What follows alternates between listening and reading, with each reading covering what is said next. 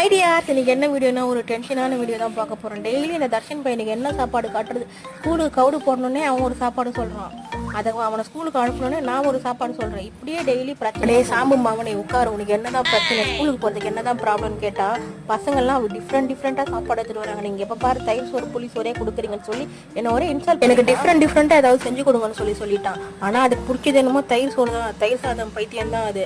ஆனால் ஸ்கூலுக்கு போகிறதுக்கு கவுடு போட்டுன்னு இதெல்லாம் சொல்லிச்சு. இருடா உனக்கு ஒரு வழி வைக்கிறேன்னு சொல்லிட்டு போய் நான் கிராசரி ஷாப்பில் போய் எல்லாமே வாங்கிட்டு வந்துட்டேன்.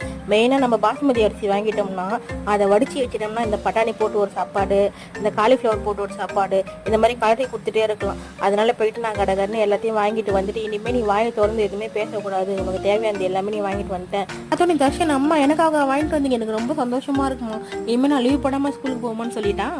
தர்ஷன் சொல்றதெல்லாம் நம்ம தண்ணியில தான் எழுதி வைக்கணும். மறுநாளே அவன் ஸ்கூலுக்கு போகிறதுக்கு ஏதாவது ஒரு புது பிளான் போட்டுருவான். இதுதான் தர்ஷன். பாய்.